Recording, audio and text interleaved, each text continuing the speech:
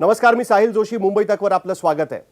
गेल्या अनेक दिवसापासून दिल्लीच्या सीमेवरती अनेक शेतकरी आंदोलन करतायत. त्यांनी दिल्लीच्या सीमा जवळपास बंद करण्याचा निर्धार केलेला आहे. दुसऱ्या बाजूला केंद्र सरकारकडनं त्यांच्याशी चर्चा करण्याचा प्रयत्न झाला आहे, पण अजूनही शेतकरी ती गोष्ट मान्य करायला तयार नाही आहेत. सरकारकडनं हाही आरोप होतोय की या शेतकऱ्यांमध्ये चीन आणि पाकिस्तानी तत्व घुसलेली आहेत, दुसऱ्या बाजूला नक्षली तत्व घुसली आहेत असाही आरोप केला जातोय. या सगळ्या पार्श्वभूमीवरती हे आंदोलन कधी संपणार आहे आणि शेवटी या आंदोलनामध्ये काहीतरी सकारात्मक निघू शकेल का सरकारकडून आणि शेतकऱ्यांकडून, या सगळ्या मुद्द्यांवरती चर्चा करण्यासाठी आपल्याबरोबर आहेत देवेंद्र फडणवीस, महाराष्ट्राचे माजी मुख्यमंत्री आणि महाराष्ट्राचे विरोधी पक्षनेते. देवेंद्रजी, सगळ्यात आधी पहिलाच प्रश्न की हे आंदोलन कधी संपेल असं तुम्हाला वाटतं? कारण आता चर्चेच्या खूप फेऱ्या झालेल्या आहेत. शेतकऱ्यांचं म्हणणं आहे की ज्यांनी जे निर्णय घेतात सरकारमध्ये त्यांच्याऐवजी जे निर्णय घेऊ शकत नाहीत अशा लोकांबरोबर चर्चा करण्याचा प्रयत्न चालू आहे. हे आंदोलन अशा पद्धतीने संपू नाही शकत. नाही, मला असं वाटतं की सरकारने अतिशय खुल्या दिलाने चर्चा केली आहे. प्रत्येक प्रश्नावर सरकारने चर्चा केली. सुरुवातीला ते म्हणाले लेखी आश्वासन पाहिजे, सरकारने सांगितलं लेखी आश्वासन देऊ.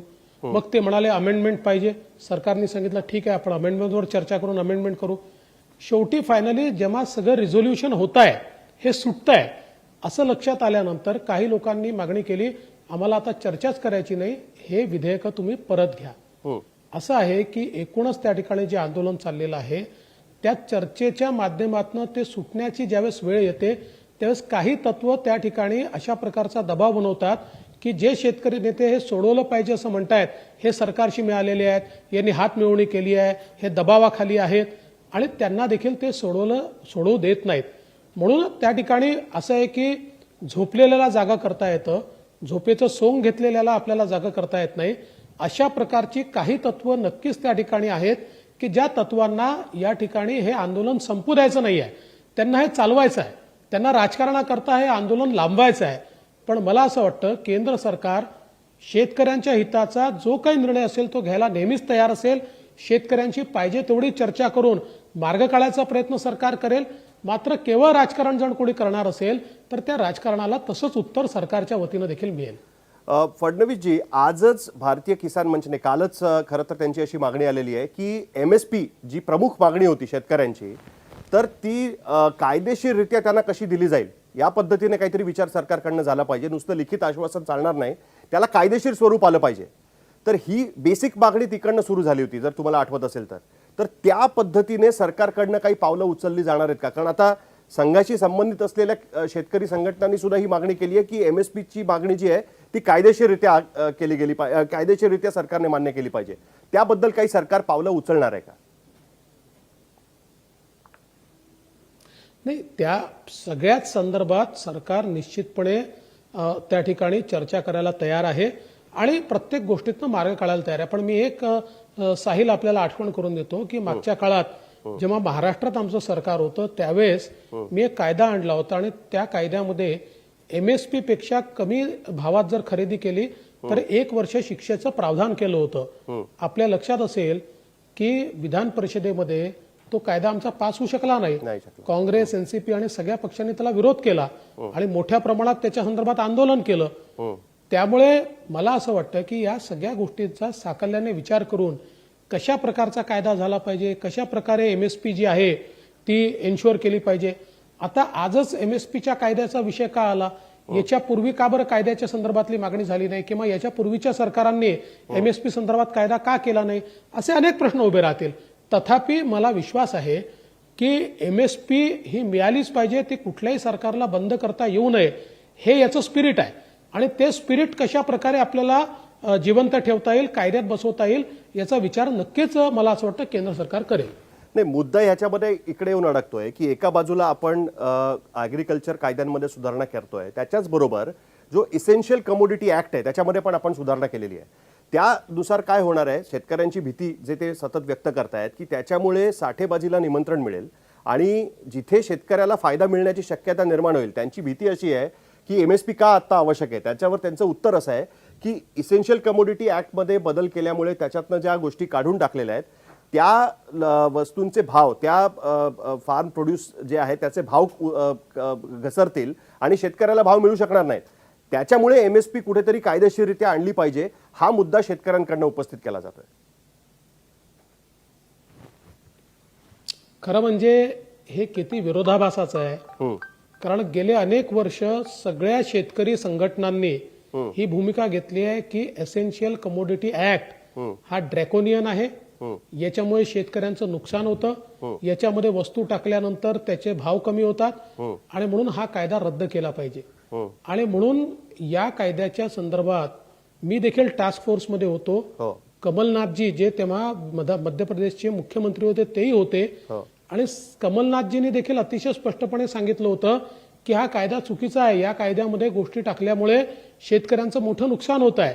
आणि म्हणून अनेक वर्ष शेतकरी संघटनाच ही मागणी करत होती की या कायद्यामध्ये फक्त जेव्हा इमर्जन्सीची स्थिती असेल तेव्हाच कायदा लागू करता येईल अशा प्रकारचं प्रावधान करा. आणि यापूर्वी आपण बघितलंय जेव्हा जेव्हा हा कायदा इन्व्होक झाला आणि ज्या ज्या शेतमालावर इन्व्होक झाला त्याचे भाव पडले आहेत, त्याचे भाव कधी चढले नाही आहेत. त्यामुळे हे जे बोललं जात आहे पूर्णपणे विरोधाभासाचं आहे आणि यापूर्वी शेतकरी संघटनांनी घेतलेल्या भूमिकेचा पूर्ण विरोधात आता ही भूमिका ते घेत आहेत. नाही, पण देवेंद्रजी मुद्दा कुठे येतो की सरकार बदलतात ते बरोबर आहे, पण हा विषय काही नवीन नाहीये. हा मुद्दा बरोबर आहे की MSPचा विषय काही नवीन नाहीये. अनेक वर्ष शेतकरी याची मागणी करत आले आणि त्याच्यामुळेच कुठेतरी शेतमालाला भाव मिळत नाही, म्हणूनच ते कुठेतरी कर्जाच्या फेऱ्यामध्ये अडकलेले असतात शेतकरी. हे आपण वर्षोनवर्ष बघतो, ही काही नवीन परिस्थिती नाही आहे. पण मुद्दा या ठिकाणी येतो की बऱ्याचदा सरकारचं जे धोरण असतं ते ग्राहकाला कशा पद्धतीने भाव मिळू शकतील, कमीत कमी भाव मिळू शकतील या पद्धतीने असतं. आपण कांद्याच्या बाबतीत बघितलेलं आहे की जेव्हा जेव्हा कांद्याचे भाव चढलेले असतात त्यावेळेस ताबडतोब सरकारकडनं एक्सपोर्ट केला जातो कांदा आणि मग भाव पडायला सुरुवात होते आणि शेतकऱ्याला त्याचा फायदा होत नाही. इथे कुठेतरी शेतकरी आणि सरकारमध्ये तफावत होते आणि त्याच्यातनं दरी निर्माण झाल्यामुळे हे सगळे वाद निर्माण होतात. ती कुठेतरी स्ट्रीमलाईन करण्यात यावी या दृष्टीने सरकारकडनं काही प्रयत्न असणार आहे का फक्त आंदोलकांवरती जर आरोप लावले तर त्याच्यामुळे ही दरी वाढत जाईल असं नाही का वाटत सरकारला? पहिली गोष्ट अशी आहे की सगळ्यात जास्त कांद्याच्या शेतकऱ्यांची मागणी होती की एसेन्शियल कमोडिटी ऍक्ट मधनं कांदा बाहेर काढा. बरोबर. त्याकरता आंदोलनं झाली आणि आपण बघितलं असेल की ज्या ज्यावेळी कांद्याचे भाव वाढले त्यावेळी सरकारने एसेन्शियल कमोडिटी ऍक्ट मध्ये कांदा टाकला आणि त्यातनं शेतकऱ्यांचे भाव पडले. आणि म्हणूनच मी सांगतो की नीट अभ्यास न करता इम्प्लिकेशन समजून न घेता ही चर्चा अनेक लोक त्या ठिकाणी करतायत. दुसरं साहिलजी, मी सवाल विचारतो, मुळात 3 कायद्यातला एक एसेन्शियल कमोडिटी ऍक्टचा कायदा बाजूला ठेवूया. ठीक. मग अजून 2 कायदे आहेत. त्यातला एक कॉन्ट्रॅक्ट फार्मिंगचा कायदा आहे. बरोबर. हा कॉन्ट्रॅक्ट फार्मिंगचा कायदा 2006 साली महाराष्ट्राने त्या ठिकाणी इनॅक्ट केला आणि वापरला जातोय. लागू आहे. शेतकऱ्यांना त्याचा फायदा व्हॅल्यू चेन्स नाशिक सारख्या ठिकाणी वापरला जातोय. आणि मला सांगा की आता गेल्या 14 वर्षामध्ये एक तरी उदाहरण महाराष्ट्रात असं आलंय का की शेतकऱ्याची जमीन चालली गेली, कॉर्पोरेटने लुबाडून दिलं?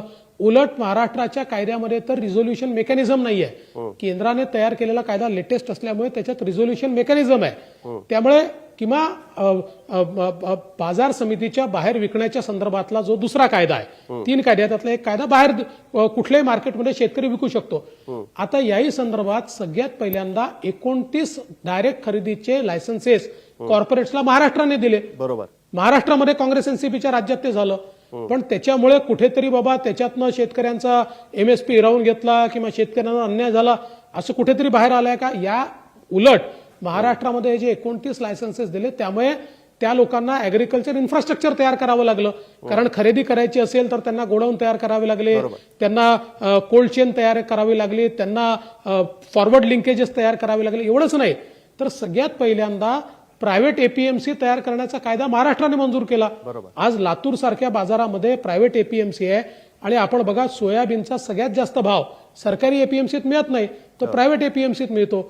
उलट सरकारी APMC मध्ये ज्या पक्षाचं सरकार असतं ते हे प्रयत्न करतात की त्यांच्या लोकांना MSP मिळावी आणि इतर लोकांचा माल कसा परत जाईल, तो कसा विकत घेतला जाणार नाही, अशा प्रकारचं राजकारण त्या ठिकाणी होतं.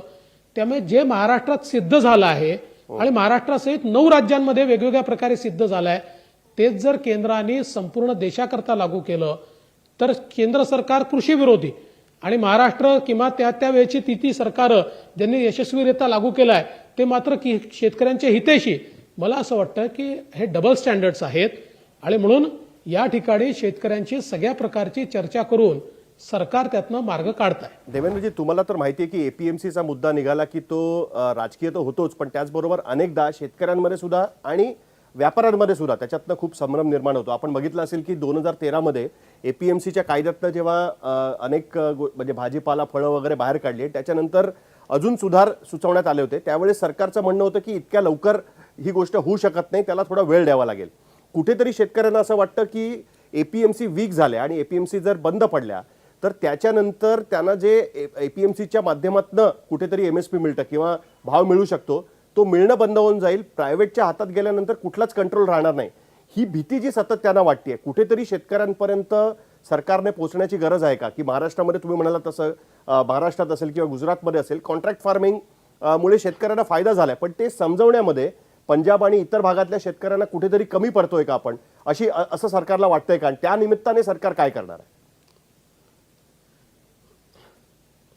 आता मी प्रतिप्रश्न विचारू इच्छितो. केरळमध्ये एपीएमसी नाही, बरोबर. बिहारमध्ये एपीएमसी नाही, बरोबर. त्या ठिकाणी शेतकऱ्यांना हमीभाव मिळत नाही का? त्या ठिकाणी शेतकऱ्यांना हमीभाव मिळतोय, पण माझं मत आहे एपीएमसी राहिली पाहिजे. फक्त एपीएमसीची मोनोपोली राहता कामा नये. आणि महाराष्ट्रात आपण तेच केलं. आपण महाराष्ट्रामध्ये एपीएमसीची मोनोपोली ठेवलेली नाही आणि म्हणून शेतकऱ्यांना एमएसपी ही मिळते. आणि मी जसं सांगितलं की एपीएमसी हे तर राजकारणाचे अड्डे झाले आहेत आणि म्हणूनच आपण काँग्रेसनी 2019ला जो जाहीरनामा लोकसभेकरता दिला होता त्याच्यामध्ये एपीएमसी रद्द करण्याचं त्यांनी स्पष्टपणे म्हटलेलं आहे. नव्हे तर जी काही स्टँडिंग कमिटी तयार झाली होती त्या स्टँडिंग कमिटीत जवळजवळ सगळ्या पक्षांनी एकमताने सांगितलं की एपीएमसी हा राजकारणाचा अड्डा आहे आणि या ठिकाणी शेतकऱ्याला लुटलं जात आहे. पण देवेंद्रजी, आणि महाराष्ट्रामध्ये 2016 साली आम्ही बरोबर जे ऐका एक मिनिट, महाराष्ट्रामध्ये 2016 साली आम्ही ज्यावेळेस फळं आणि भाजीपाला बाहेर विकता येईल असं त्या ठिकाणी निर्णय केला, शेतकऱ्यांनी नुसतं स्वागतच केलं नाही. आज मुंबईमध्ये शेतकरी बाजार तयार झाले आणि त्याचा सगळ्यात मोठा फायदा लॉकडाऊन मध्ये झाला. लॉकडाऊनच्या काळामध्ये हापूस आंबा जो आमच्या कोकणातला आहे तो त्याचं काय होईल असं वाटत होतं, सगळ्या हाऊसिंग सोसायट्यांमध्ये थेट मार्केटिंगने गेला. आणि आपण कोकणातल्या आंब्याच्या शेतकऱ्याला विचारा, तो असं म्हणतो की लॉकडाऊनच्या काळात आम्ही जेवढा पैसा कमवला एवढा आम्ही कधीच यापूर्वी कमवला नाही. त्यामुळे मला असं वाटतं की या सगळ्या गोष्टी अत्यंत महत्वाच्या आहेत. केरळमध्ये जर आपण एपीएमसी नसताना त्या ठिकाणी जर हमीभाव मिळतोय किंवा केरळ सरकार सांगते आम्ही हमीभाव देतोय, तर मग एपीएमसीच्या ला रद्द न करता अजून वेगवेगळ्या व्यवस्था तयार झाल्यामुळे हमीभाव मिळणार नाही असं शक्यच नाहीये.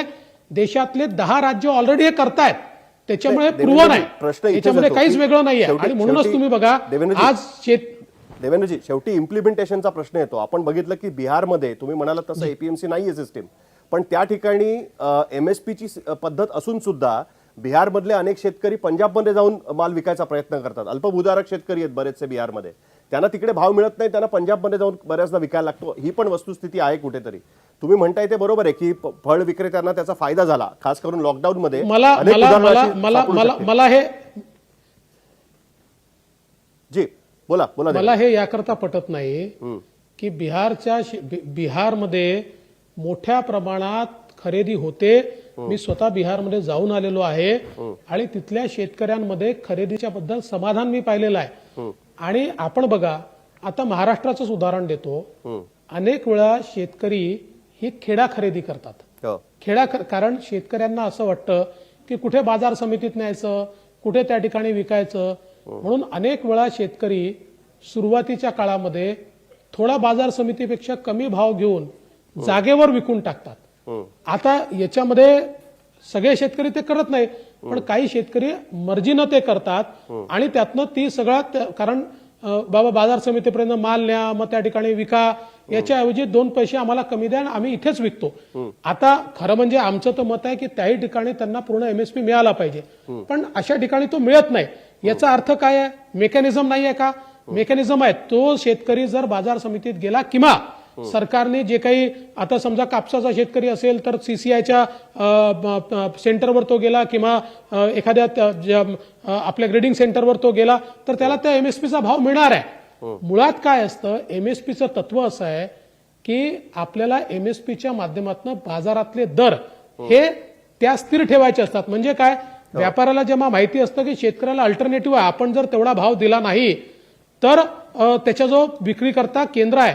आपण बघा, गेल्या 5 वर्षामध्ये मी स्वतः बघितलं, आम्ही कापूस खरेदीचे केंद्र उघडायचो आणि सांगायचो हा भाव आहे, या भावात आम्ही घेतो. शेतकरी त्यापेक्षा, आपला व्यापारी त्यापेक्षा जास्त भावाने घ्यायचा.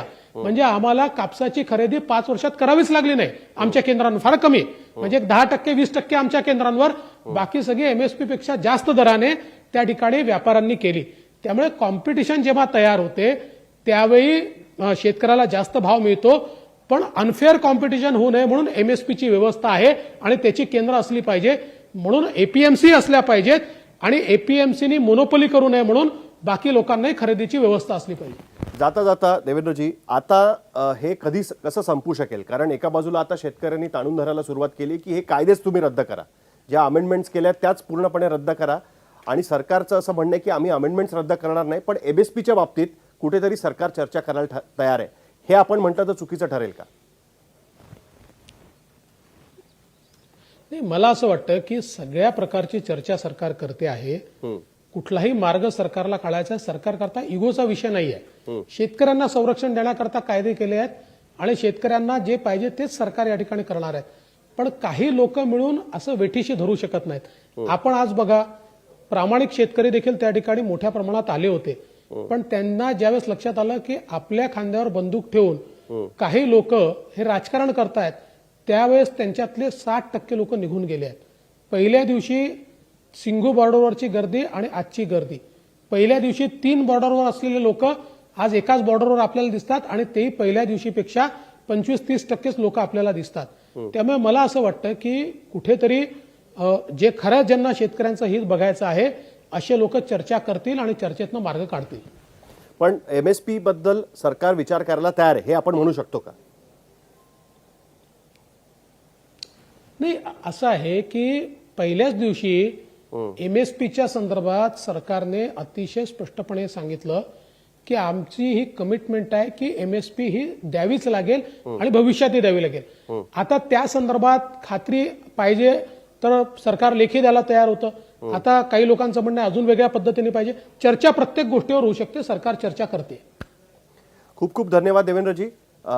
सगळ्यांनाच असं वाटतंय की हे आंदोलन लवकरात लवकर संपावं. आता ते कशा पद्धतीने संपतंय याकडे नक्कीच सगळ्यांचं लक्ष असेल. खूप खूप धन्यवाद आमच्याशी बोलल्याबद्दल.